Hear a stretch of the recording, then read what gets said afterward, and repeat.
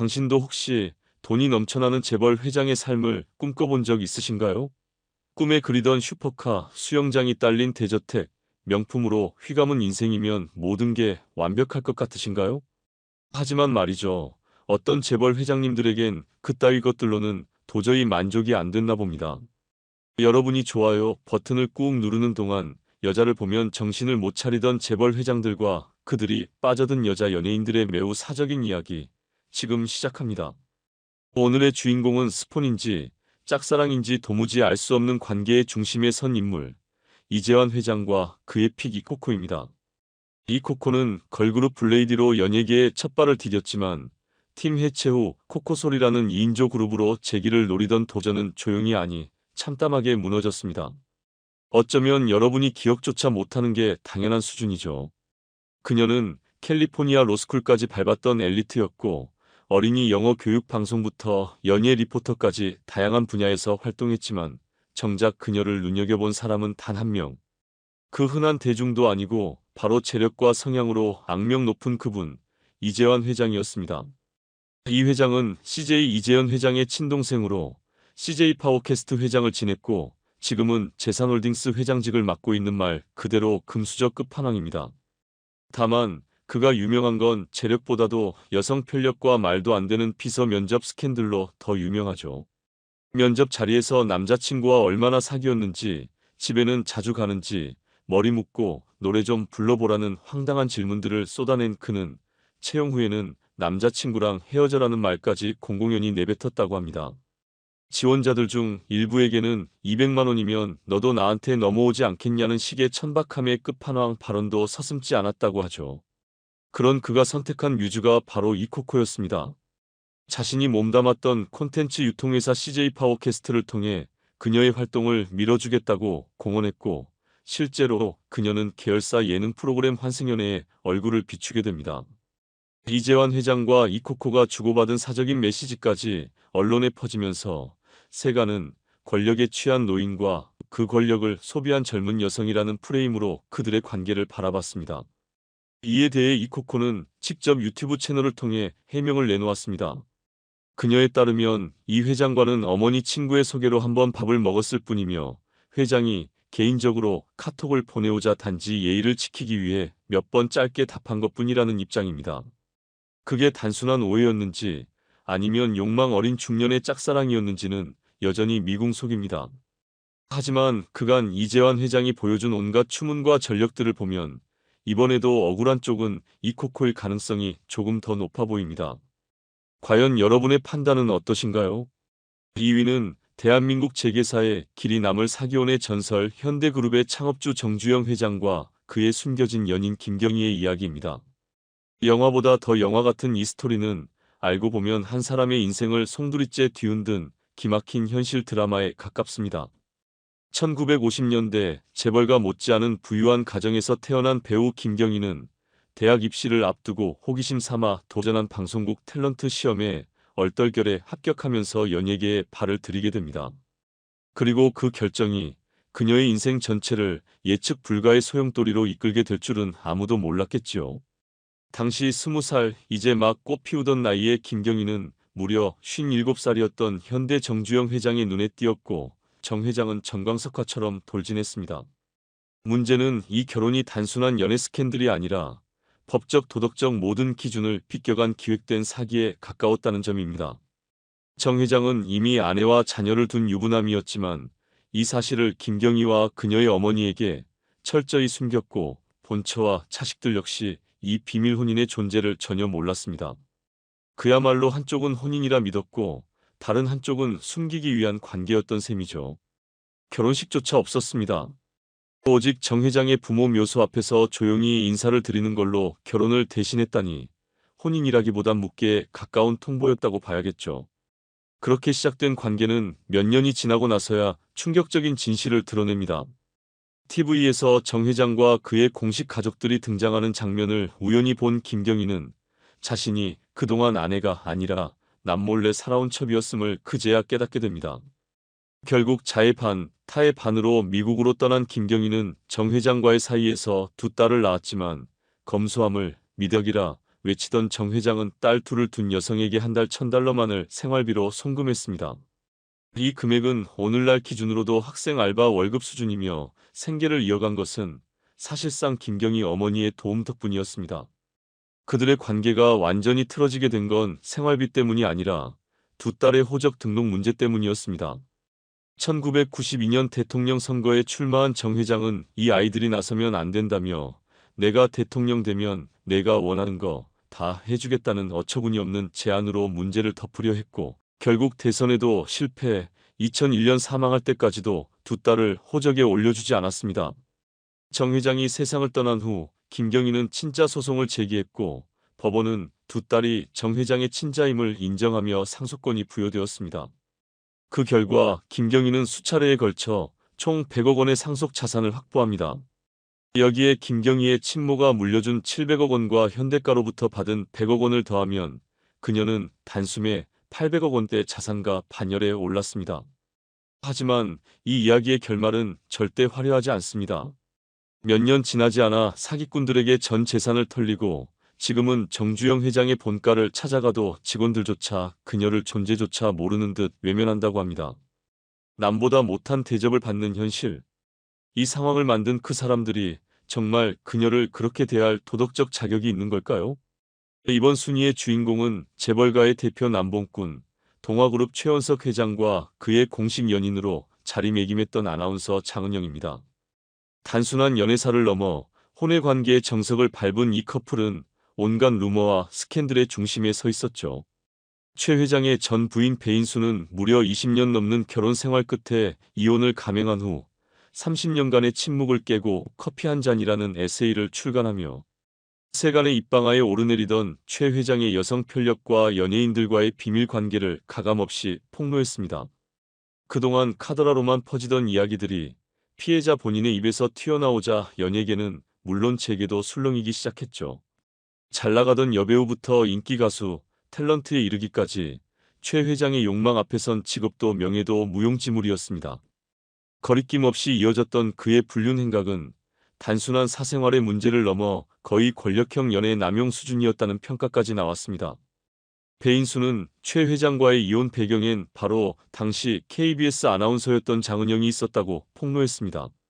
몸과 마음 모두를 장악했던 장은영은 결국 정실 부인의 자리를 차지하기 위해 노골적으로 재혼을 요구했고 그 요구는 현실이 되었죠.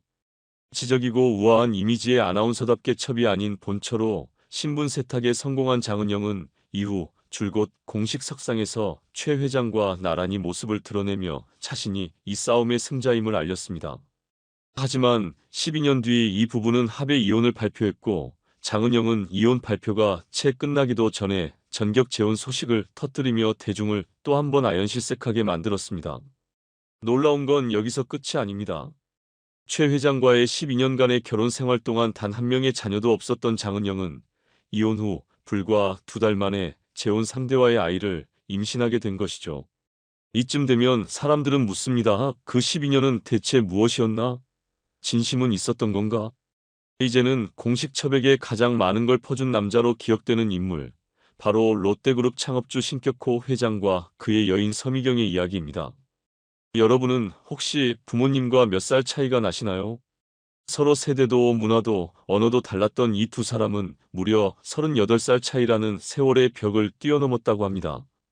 물론 사랑이었다고 믿고 싶은 쪽은 어디까지나 그들뿐이겠지만요. 서미경은 1977년 제1회 미스 롯데 대회에서 대상을 수상하며 롯데와 운명적인 연결고리를 만들었는데 놀랍게도 그때 그녀의 나이는 고작 13살. 이미 이때부터 그녀를 눈여겨봤던 신격호 회장은 떡잎부터 알아본다는 재벌 특유의 통찰력으로 그녀를 마음속에 담아뒀다고 합니다. 그리고 그녀가 성인이 되자마자 1981년 직접 일본으로 불러들입니다. 전성기 연예계에서 잘나가던 여배우가 돌연 활동을 접고 일본행을 택한 것에 대해 당연히 대중은 혹시 스폰서 아니냐는 의혹을 제기했지만 증거 불충분으로 결국 루머 취급에 그치고 말았죠. 그런데 1983년 서미경이 한 아이를 출산하면서 모든 그림이 드러나기 시작합니다.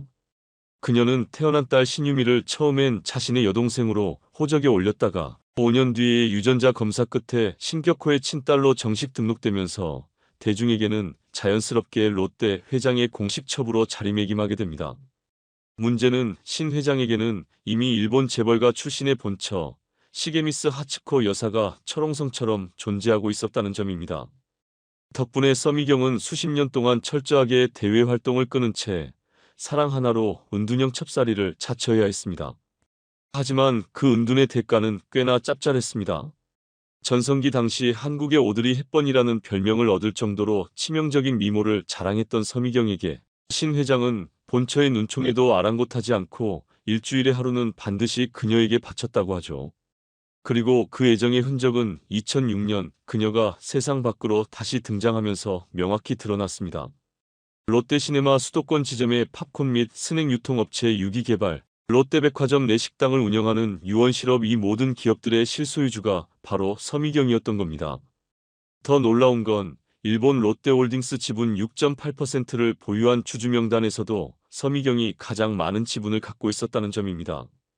심지어 신동주 마이너스 신동빈 형제를 합쳐도 그녀보다 못한 지분율이었다니 누가 진짜 롯데의 후계자인지 헷갈릴 정도죠.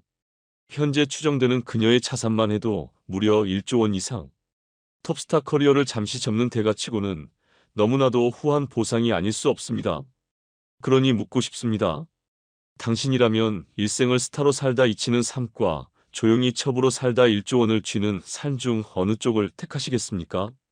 보통 영화 속 노출 장면을 촬영할 때는 사고 방지를 위해 살색 테이프로 주요 부위를 가리는 공사 작업이 기본 중의 기본입니다. 업계에선 이걸 공사라 부르죠. 문제는 이 당연한 안전장치조차 연기 몰입에 방해된다는 이유로 무시하는 이들이 있다는 겁니다. 대표적인 사례로는 영화 번지점프를 하다에서 이병헌이 공사를 하지 않은 채 고 이은주와 밀착 연기를 펼친 장면이 있습니다. 연기에 집중한다는 미명하에 최소한의 장치조차 거부한 결과였죠. 이처럼 무공사 연기라는 미화된 단어 뒤에는 실제 촬영 현장에서 일어났는지조차 의심스러운 장면들이 존재합니다. 스크린 속 그 자세, 그 밀착감은 연기로 보기엔 너무 현실적이니까요. 지금부터 영화 촬영 중 실제로 한 게 아니냐는 의혹을 불러일으킨 여배우 TOP11을 소개합니다. 과연 어디까지가 연기였고 어디서부터가 진짜였을까요? 6위는 지금은 해운대의 히로인으로 기억되는 배우 강혜원. 하지만 그 화려한 커리어 어딘가에는 본인도 지우고 싶어할 작품 하나가 고스란히 남아있습니다. 바로 제목만 보면 동화 같지만 실상은 충격 그 자체였던 영화 마법의 성입니다. 이 영화 마법은커녕 민망과 논란을 소환하는 금단의 성에 가까웠습니다.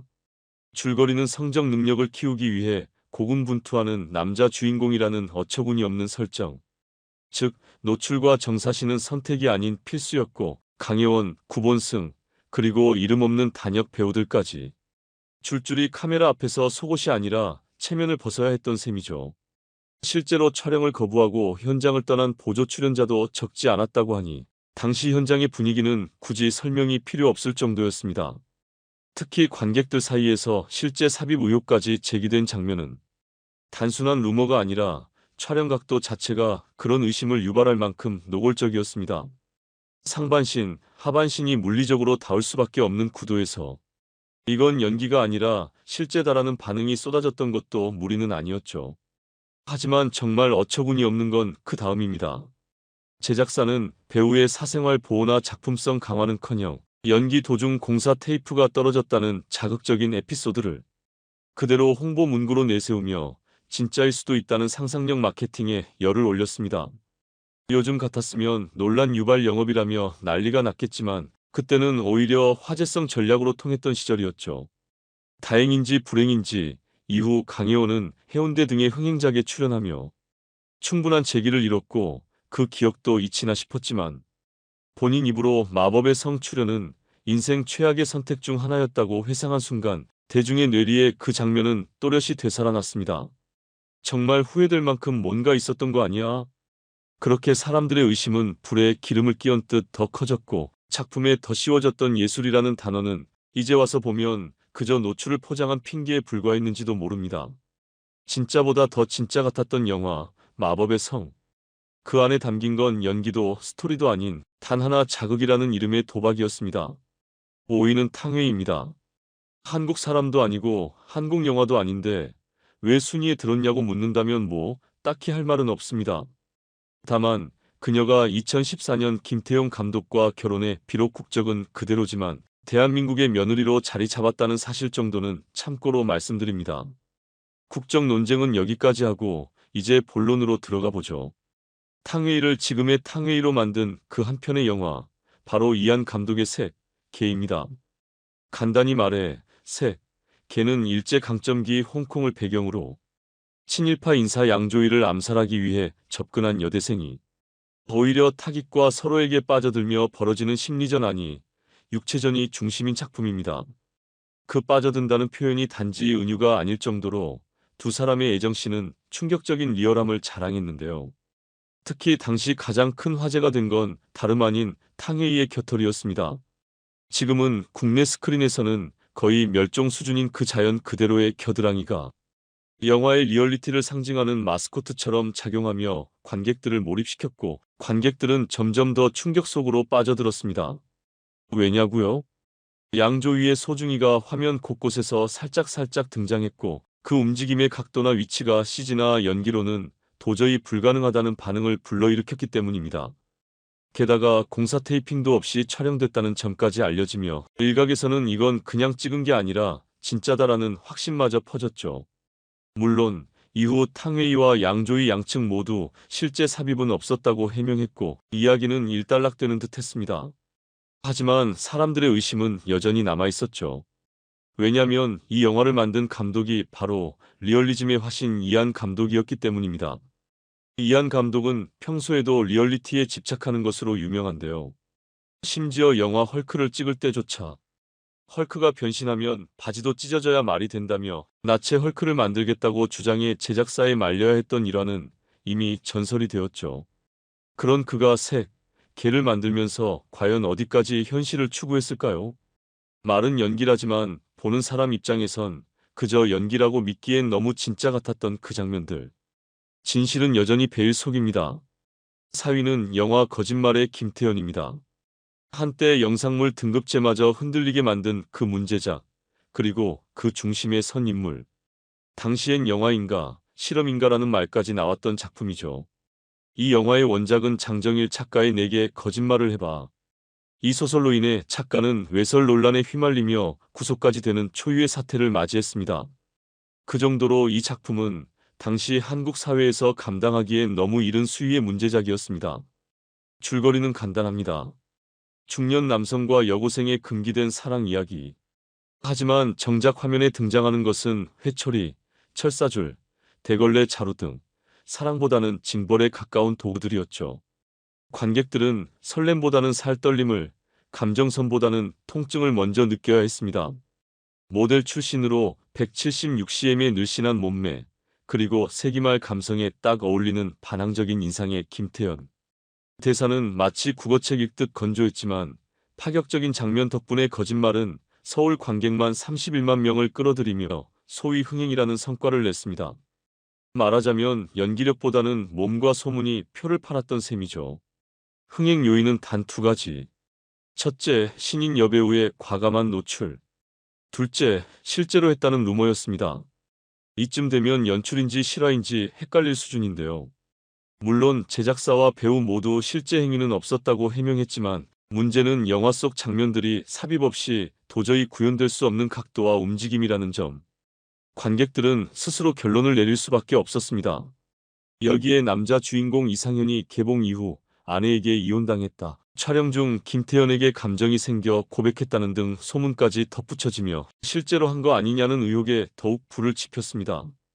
결국 김태현은 이 작품 이후 뚜렷한 활동 없이 2007년 불분명한 종교방송 출연을 끝으로 연예계에서 자취를 감추게 됩니다. 한 편의 영화로 불붙고 그 불에 타버린 커리어였던 셈이죠. 오늘은 리얼리티라는 이름 아래 현실과 허구의 경계를 무너뜨린 영화들과 그 중심에 섰던 여배우들을 되짚어봤습니다. 연기의 리얼함을 위해 노력하는 건 좋지만 실제로 관계까지 해야 리얼한 건 아니라는 사실. 죽는 장면이라고 실제로 죽이는 건 아니듯이요. 3위는 배우 박지아입니다. 넷플릭스 더 글로리에서 문동은의 어머니로 등장해 임지연 못지않은 악역 포스를 뽐냈던 그 배우 기억나시죠? 사실 박지아는 신스틸러라는 수식어가 아깝지 않을 정도로 오랜 연극 무대 경험을 바탕으로 스크린에서도 강렬한 존재감을 보여온 베테랑입니다.